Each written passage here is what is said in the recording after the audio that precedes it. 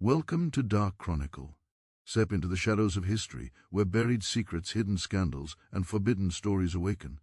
Before we go deeper, tell us in the comments which city you are watching from and what time it is for you right now. Let's see where our viewers across the world are joining us as we uncover the darkest corners of the past. They noticed the limp before they ever noticed the man. It was always the first thing seen. His right leg dragged just enough to betray him, marking him as damaged in a world that measured human worth by usefulness alone. On the plantation, injury was not a condition, it was a sentence. A man who limped was a man already considered expendable. Overseers studied him with narrowed eyes, calculating loss. Hunters laughed without restraint, convinced that fate had already finished its work, yet he had not been born broken. The limp came later, carved into him by labor that did not pause for healing or mercy. A single misstep beneath a collapsing load, a warning shouted too late. A fall no one bothered to notice, because pain was common currency here. No doctor was called, no rest was offered, and the work never stopped. He learned to stand again because standing was required, not because healing was possible. When the leg never fully recovered, no one expressed surprise.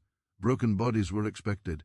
What surprised them was that he survived. From that point on, the limb became his identity. Men spoke of him as if the rest of him no longer mattered. They gave him the slowest tasks, the heaviest loads, the least consideration. They joked that he should be grateful no one would bother chasing a man who could run. That assumption settled comfortably into the minds of those who relied on dogs and guns to enforce their authority. He learned quickly what the limp gave him. It bought invisibility. Hunters did not look closely at men they believed incapable of escape. Overseers stopped tracking his movements with precision. When men planned patrols or imagined threats, they pictured speed and strength, not a man who dragged his foot and winced when he stood too quickly. In a system built on fear, underestimation was a rare shelter. He did not correct their belief. He deepened it. He leaned into the limp when watched, exaggerated the stiffness on mornings when eyes followed him, allowed himself to be seen struggling where struggle was expected. Pain was real, but performance layered itself over reality. He learned when to grimace and when to endure silently. The body, he understood, could lie just as effectively as the mouth. Mockery followed him everywhere. Men laughed when he crossed the yard too slowly. They mimicked his gait for sport. Some called him useless. Others called him lucky, as if the limp had spared him from worse labor. The words were meant to crush him. Instead, they clarified something essential. They did not see him. To them, he was already finished. A man who posed no threat does not require attention. That belief freed him from scrutiny in ways even obedience could not. When men assumed defeat, they stopped watching for resistance. He learned to move through the plantation with careful awareness. He learned which paths were ignored, which corners were unobserved, which moments of the day allowed movement without question. Slowness taught him timing. Pain taught him patience. Every step hurt, but every step also carried information. He learned the land as someone with nowhere else to look. Where others rushed, he paused. Where others avoided difficulty, he studied it. He noticed how rain reshaped ground, where mud swallowed weight, where roots rose just beneath the surface. He learned which ravines flooded suddenly and which dried into deceptive crusts. He learned where sound carried and where it vanished. He learned where dogs hesitated, where their confidence faltered, where scent confused them. Dogs, he understood, were not thinking creatures. They were instincts sharpened by training. Instinct could be redirected. He watched them closely whenever hunters passed through. He noted how they responded to uneven ground, how their pace changed when scent became muddled, how they relied on momentum as much as smell. He watched handlers tug leashes impatiently when dogs slowed, watched frustration replace caution. Dogs were trust absolutely. That trust would become liability. The limp shaped his relationship with pain. Pain stopped being something to escape and became something to manage. He learned to distribute it, to lean weight away at the right moments, to rest without resting, to keep moving without drawing attention. Pain became background noise, not signal. This mattered later, though he did not yet know how. The plantation as hierarchy functioned uncertainty. Hunters were confident because confidence had always worked. Dogs were unleashed because dogs had always delivered results. Guns were carried because force resolved questions quickly. None of them were trained to doubt outcomes. Doubt belonged to the hunted. He did not plan escape immediately. Planning required conditions that did not yet exist. Instead, he prepared himself by watching. Preparation is often mistaken for waiting. It is not. It is accumulation. He learned which men hunted for pay and which hunted for pleasure. He learned who boasted and who listened. He learned who trusted dogs blindly and who adjusted when instinct failed.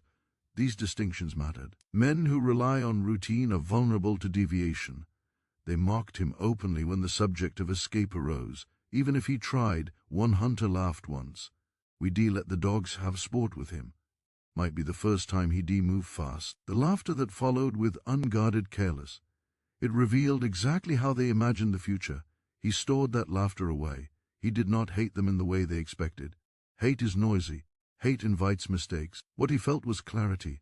They were not invincible. They were lazy in their certainty. They had never needed to imagine failure. That was their weakness. The limp in their eyes was proof of inferiority. In his life, it became evidence of endurance. Every step taken despite pain was a lesson in control. He learned that speed without thought was dangerous. He learned that slowness, when chosen, could be precise. When the opportunity finally came, it did not arrive as chance. It arrived as inevitability. The day he decided to run was unremarkable on the surface. Work proceeded as usual. Orders were given. Laughter echoed where it always had. No alarms sounded. No warnings appeared. He moved as he always did, with the same measured pace, the same visible limitation. No one watched closely. When he slipped beyond the boundary where movement required explanation, no one questioned it. Men assumed he had been sent somewhere else. Assumption again protected him. He did not run at first. Running would have betrayed expectation. He limped deliberately into the terrain he had studied for months. He chose a direction that looked foolish toward ground that appeared slower, rougher, less promising. He counted on their laughter following him, shaping pursuit. When his absence was finally noticed, reaction was delayed by disbelief. A man like him was not expected to go far. That dilemma mattered. It allowed him to position himself exactly where he needed to be. When the dogs were released, the hunters laughed again. They made jokes about how quickly it would end, about how they would not even need to fire a shot. They believed the chase was performance, not contest. He heard the dogs before he saw them. The sound was familiar, now studied. He adjusted his pace carefully, ensuring the limp remained visible, the trail obvious. He allowed scent to carry cleanly at first. Dogs, when confident, do not think. He led them forward step by step, pain flaring with each and even movement, breath controlled, mind focused. Every instinct screamed to flee faster, to ignore pain and sprint. He resisted. Sprinting would end it quickly. He needed time. Clear's throat. Time was the weapon they did not realize he possessed. The hunters followed easily, amused rather than alert. They did not consider terrain beyond convenience. They trusted dogs to manage complexity. They trusted momentum to solve problems. He moved deeper toward the place he had chosen carefully, where land and instinct would betray them. He knew where the ground softened unexpectedly, where footing collapsed underweight, where speed became liability. He knew where dogs would surge forward without hesitation. The limp slowed him just enough to keep them confident. Pain intensified. Muscles protested. Breath burned. But pain had taught him something they would never learn. Endurance is not about absence of suffering but control of response. He kept moving because stopping was not an option. He moved with intention, not panic. Behind him, laughter faded into shouts. Shouts sharpened into commands. Confidence began to thin, though not yet into fear. They believed they were closed. Belief can be blinding. He reached the edge of the trap, not with relief but focus. He did not pause. Pausing would have invited hesitation. He crossed the boundary knowing exactly what would follow. The dogs surged forward, momentum unchecked, handlers urging them on without thought. The ground shifted, scent confused. Speed became catastrophe. The limp that had marked him as prey had done his work. They had marked what they did not understand. They had mistaken damage for defeat. They had assumed slowness meant stupidity. They never considered that the limp was not what made him slow. It was what taught him how to move. And as the howling behind him changed pitch, turning from triumph into confusion, he understood something with absolute clarity. They had chased the story. They believed. He had written a different ending. The man they thought was broken had never been helpless. He had simply been waiting. Mockery was not incidental to the system. It was one of its tools.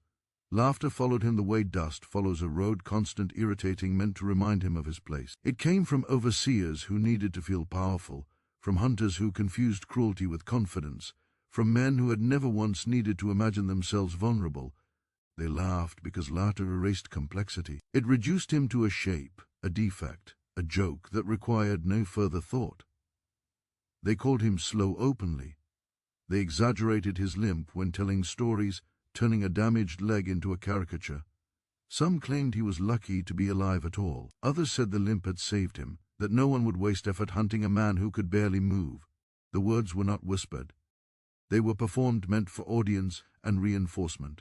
Mockery did not wound him the way they expected. Pain had already done its worst. The body once broken teaches a different relationship to insult. Words lose their sharpness when survival demands focus elsewhere. What mockery gave him was clarity. It revealed how little they understood, how much they relied on appearances, how easily certainty replaced caution.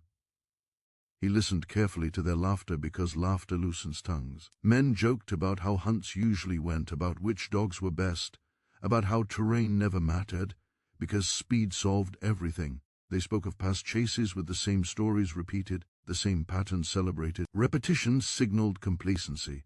They did not speak of failure. Failure in their world was not instructive. It was dismissed as bad luck or incompetence elsewhere. No one imagined that failure could be engineered by someone they considered beneath notice. He absorbed these conversations quietly, filing them away. Mockery invited underestimation. Underestimation created opportunity. Opportunity required patience. The hunters treated the chase as sport. They exaggerated difficulty afterward to heighten their own importance, but before it began they assumed outcome. Dogs were unleashed with smiles, guns were carried casually. Terrain was an inconvenience, not a factor. This attitude shaped everything they did. They believed fear was their weapon. He learned that fear could be redirected. Mockery also revealed something more subtle, their need for validation. They laughed not only at him, but at the idea of danger. Danger made them uncomfortable. Mockery made danger manageable. By turning threat into joke, they reassured one another that nothing unexpected could happen. He never responded to the mockery. Response would have elevated him. Silence kept him where they wanted him, small, broken, irrelevant. That irrelevance was protection. He noticed how differently men behaved when mocked themselves, how quickly laughter turned defensive, how fragile their confidence actually was. This mattered. Men who rely on mockery crumble when control slips. Panic follows humiliation. He practiced his limp carefully, refining it over time. When watched, he allowed it to worsen slightly. When alone, he moved more fluidly, conserving strength. Pain was real, but it was not constant. He learned how to manage it, how to distribute weight, how to rest muscles without stopping entirely. The body adapts when it must. Mockery taught him timing. It taught him when men paid attention and when they did not. It taught him which insults were reflexive and which were performative. Performative cruelty fades quickly. Reflexive cruelty persists. He avoided the latter and exploited the former. He noticed that laughter peaked just before action, before dogs were released, before commands were given. Laughter marked the moment when vigilance dropped. This was crucial. Men laughing are not listening. They are not watching carefully. They are not imagining failure. He began to imagine it for them. The day his escape became real, the mockery followed as expected. Jokes were made about how far he might get. Someone suggested giving him a head start for entertainment. Another said the dogs would be bored. The laughter was loud, confident, unrestrained. He moved exactly as they expected, slowly, visibly, painfully. He let them see him struggle over uneven ground. He allowed the limp to dictate his path, choosing routes that looked disadvantageous. He counted on their laughter to frame his movement as predictable. When the dogs were unleashed, the mockery continued. Men joked about how quickly it would end. They did not notice how deliberately he placed his feet, how carefully he controlled his pace. They did not notice how he kept the dogs confident, the scent clean, the trail obvious. Mockery blinded them to intent. As the chase progressed, laughter thinned into shouts, but the assumption remained. They believed they were closing in. They believed the limp meant collapse was imminent. They believed speed would decide everything. They did not believe the land could be weaponized. He had learned through pain that the body is not always the fastest path. The mind is slowness when intentional allows observation. Observation allows design. Mockery had taught him exactly how much they trusted themselves. That trust would betray them. Behind him the laughter finally stopped. It did not stop because they understood. had stopped because conditions had shifted enough to unsettle instinct, but by then it was too late. Momentum had replaced thought. Dogs surged forward without hesitation. Hunters followed without adjustment. Mockery had done its work. They had laughed themselves into certainty, and certainty in the wrong terrain is fatal. The knowledge that saved him did not come from books or instruction. It came from the body, specifically from a body forced to endure pain daily without relief. Pain teaches attention. It forces awareness inward and outward at the same time. Where others moved without thought, he moved with calculation because every step mattered. The limp shaped the way he understood the land. He did not experience terrain as background, he experienced it as negotiation. Each surface spoke differently to his injured leg. Soft ground absorbed weight but stole balance. Hard ground preserved balance but punished joints. Roots could either trip him or support him depending on angle. Slopes demanded strategy. Descents were dangerous. Ascents required rhythm. Over time, this constant negotiation became fluency. While others learned paths by speed, he learned them by resistance. He knew where mud thickened suddenly, where leaf cover concealed holes, where water pulled deceptively over unstable ground. He learned which areas tired him quickly, and which allowed endurance despite pain. The land mapped itself onto his body, and his body mapped itself onto the land. Dogs experienced terrain differently. Dogs relied on momentum and scent. Their confidence increased with speed. They trusted handlers to decide direction and trusted instinct to close distance. But instinct, when unchecked, could be manipulated. He had watched dogs hesitate at sudden changes in ground texture, seen them overshoot turns, seen confusion ripple when scent scattered unevenly. He learned where scent lingered and where it broke apart. Swamp edges, stream crossings, areas where wind shifted unpredictably. These were not obstacles to him.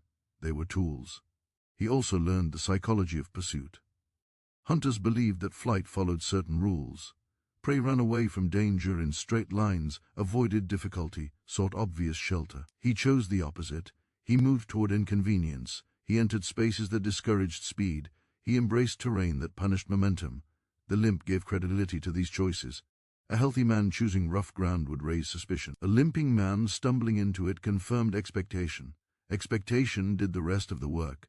He practiced this quietly long before escape. He moved through sections of the land under the guise of labor, memorizing transitions, noting how sound carried, how visibility changed with light. He counted steps between landmarks. He learned where dogs were released most often, and how handlers responded when trails grew difficult.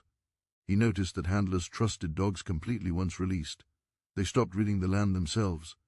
They assumed the dogs would compensate for any challenge. This delegation of judgment was dangerous. The dogs, too, were predictable.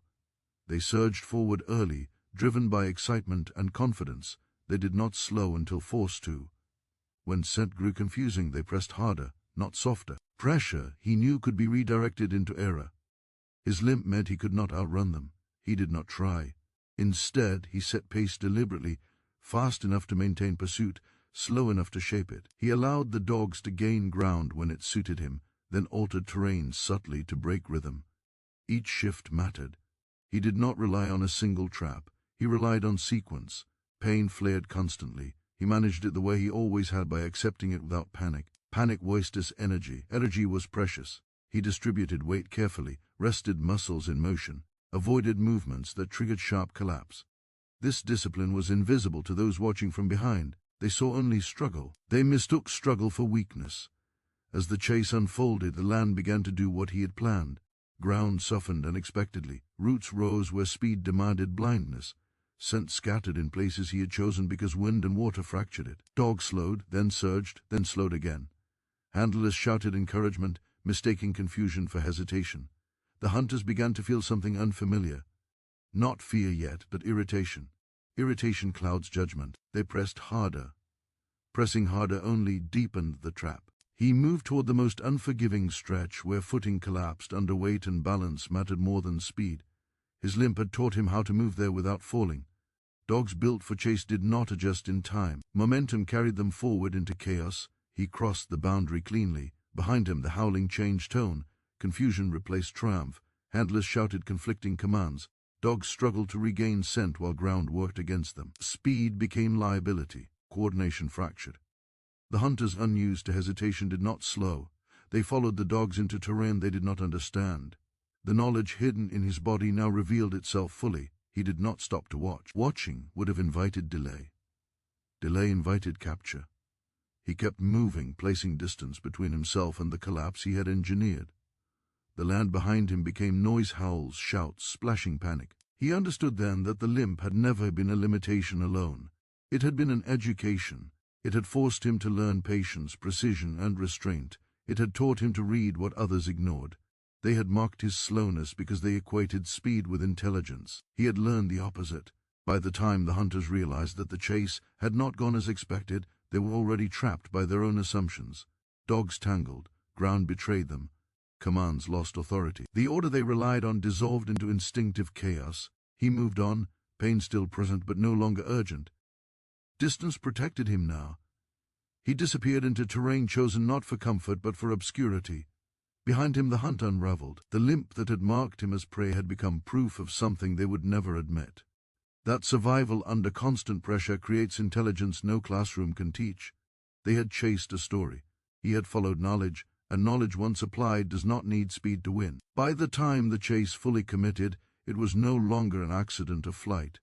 It was design.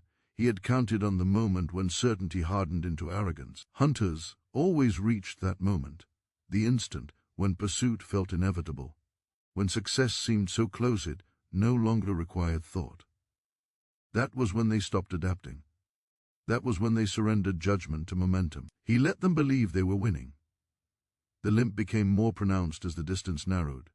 He allowed his pace to falter just enough to provoke excitement. He stumbled where stumbling looked natural, recovered where recovery seemed accidental. Each misstep fed their confidence. Confidence pushed them forward faster, louder, less careful. Dogs responded exactly as he expected. They surged when handlers urged them on, excitement overriding caution. Their noses stayed low, locked onto the clean trail he had allowed to persist. He made no attempt to confuse them yet. Confusion too early would slow the chase, invite thought. He needed speed. He needed pressure. The land ahead changed subtly, the way it always did in places people rarely studied. The ground sloped in a way that looked harmless from a distance, covered by leaves that suggested firmness where there was none. Water lay just beneath the surface, invisible until weight pressed down hard enough to break the illusion. He had tested this place before, carefully over weeks. He knew where to step and where not to. The dogs did not. He angled his path slightly, enough to draw them toward the center rather than the edges. The limp justified the choice. A man struggling would not choose precision. They followed exactly as planned. Behind the dogs, the hunters pressed forward without reassessment. Horses slowed, then hesitated. Men dismounted impatiently, cursing the terrain, choosing to continue on foot rather than lose ground. This mattered. On foot they lost the advantage of heightened speed. They entered the land on its terms. The first misstep happened quickly. A dog lunged forward and sank deeper than expected. Momentum carrying into unstable ground. The handler shouted, tugging uselessly. Other dogs piled forward, driven by instinct and noise. Instinct does not pause to evaluate. The second misstep followed immediately. A hunter rushed to regain control, stepping where speed demanded rather than where footing allowed. The ground collapsed under his weight, not violently but decisively. Balance vanished. Panic replaced confidence. He heard it all, the change in howling, the sudden shouts, the sharp edge of fear creeping into voices that had laughed moments earlier. He did not turn. Turning would have invited hesitation. Hesitation would have been dangerous. Instead, he altered the trail at last. He crossed water where current had dispersed scent unevenly, then climbed onto firmer ground where the limp no longer slowed him as much. Pain still flared that the worst of the work was done. The trap did not need him anymore. Momentum would finish it. Behind him, coordination collapsed. Dogs tangled. Handlers shouted conflicting commands. Men slipped trying to help one another. The terrain punished every instinct they relied on. Speed no longer solved problems. Strength no longer mattered. Authority dissolved into noise. They had believed the chase was simple. He had turned it into sequence. He widened distance carefully, never sprinting blindly, never pushing beyond what his body could sustain. He had learned long ago that collapse often came after apparent success. He resisted the urge to rush. Rushing was for those who believed victory was assured. He moved instead with discipline, letting the land do what he had designed it to do. When the sounds behind him dulled, when howling fractured into isolated cries, when shouts lost direction, he knew the turning point had passed. They were no longer pursuing him. They were managing disaster. He did not celebrate. Celebration wastes energy. He focused on disappearance. The final phase required quiet rather than speed. He chose paths that broke line of sight, places where movement left minimal trace, where scent dissipated naturally. He shifted direction gradually, avoiding sharp turns that might be retraced. The limp returned to its earlier controlled form, visible enough to remain believable, subdued enough to preserve strength. Pain settled into something familiar, not an emergency, a companion. By the time the hunters realized that the chase itself had become the problem, he was already beyond easy reach. The dogs were exhausted, confused, injured. Their men were shaken, angry and uncertain. The land no longer felt subordinate to them. It felt hostile. He moved on without looking back. The trap had not been a single place. It had been a process of funnel built from expectation, arrogance, and unexamined habit. They had walked into it willingly, laughing as they went. He had not defeated them with force. He had allowed them to defeat themselves. And as the forest closed around him, swallowing the last traces of his passage, one truth settled fully into place. They had chased his limp. He had led them with it. The moment the trap closed did not arrive with a single sound or gesture. It arrived as realization, and realization spread unevenly. For the dogs, it came first. Instinct faltered where instinct had always succeeded. Scent no longer aligned with movement. Ground that should have supported speed instead swallowed momentum. Bodies collided where coordination should have guided them forward.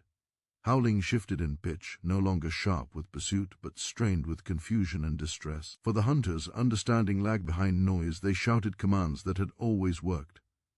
Their voices layered over one another, authority competing with urgency. Leashes pulled uselessly, whistles cut through air already crowded with panic. None of it restored order. Dogs, once extensions of their will, now responded only to immediate sensation, pain, resistance, imbalance. The terrain did not look like a trap. That was its power. There were no walls, no obvious edges, no sudden drop that announced danger in advance. It revealed itself only under pressure. Weight shifted ground that appeared solid. Movement created instability. The harder they pushed, the worse it became. One dog went down fully, legs churning in mud that offered no purchase. Another twisted sideways, momentum sending it into a shallow ravine masked by leaves. A handler lunged to intervene, slipped, and fell hard enough to knock breath from his body. The sequence unfolded too quickly for reflection, too slowly for escape. Panic followed predictably. Panic does not coordinate. It fragments. Men shouted at dogs. Men shouted at each other.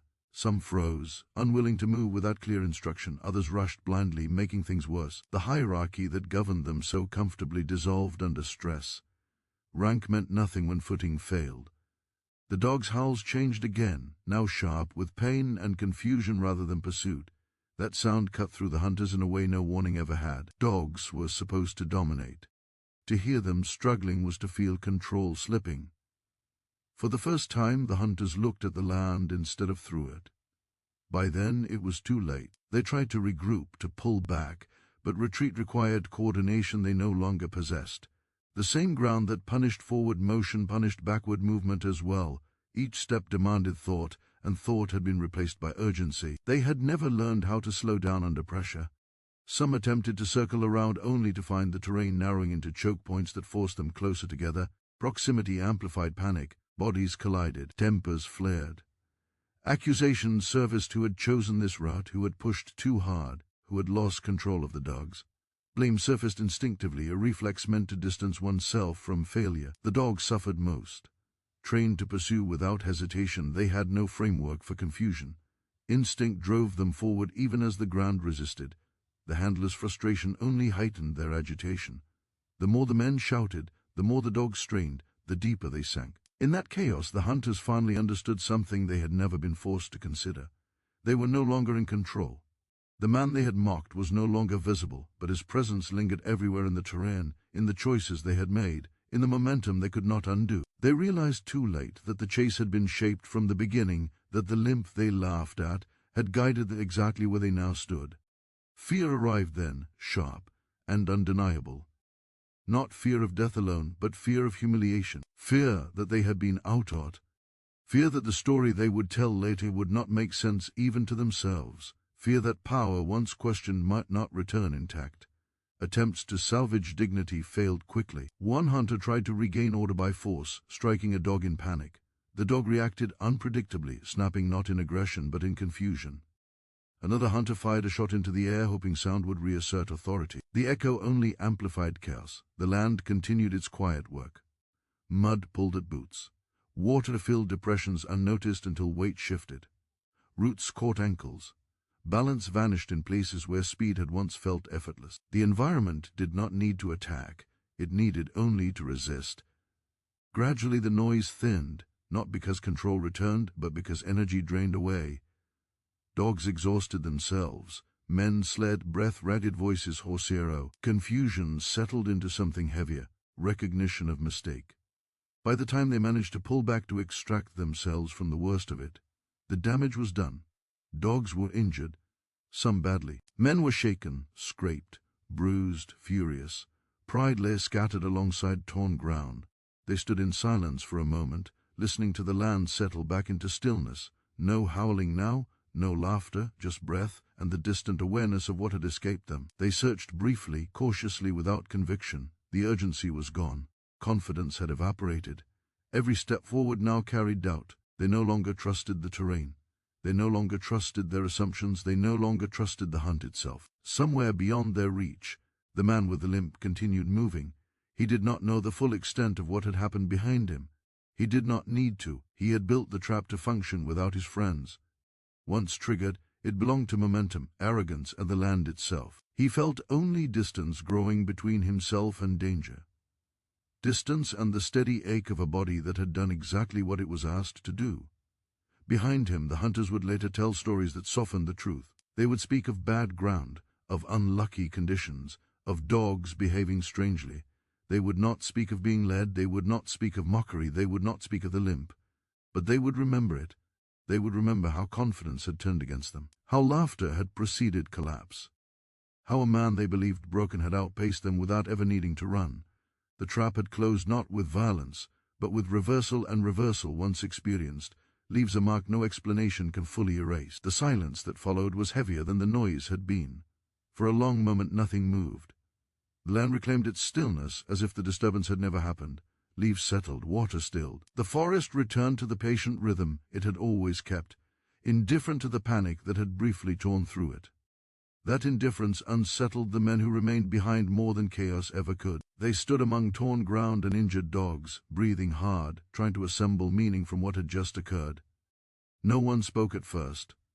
Speaking would have required naming failure, and failure had no place in the story they told themselves about who they were. Eventually, words returned, but cautiously, defensively.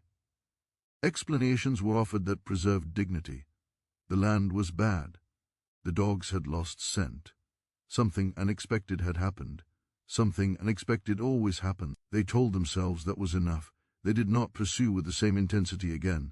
They tried briefly, half-heartedly, but the chase had lost its certainty. Every step forward now carried doubt. Where before they trusted speed, now they hesitated. Where before they relied on instinct, now they second-guessed. The hunt, stripped of confidence, became labor rather than sport. That change mattered. Dogs were arrested, then tested again, but without conviction. Men watched the ground more carefully, listening for danger that had never concerned them before. The rhythm of pursuit had been broken. Rhythm, once broken, rarely returns cleanly. By nightfall the search dissolved into scattered effort. Some men returned early, nursing injuries to body and pride. Others lingered, unwilling to accept that the hunt had ended without resolution. But even they moved differently, now quieter, slower, less sure of themselves. When they finally turned back, they did so without announcement. No one declared the hunt over. It simply faded like a sound swallowed by distance. The story that followed took shape quickly, though not honestly. Around fires and tables, men spoke of unfortunate conditions, of near misses, of how close they had come.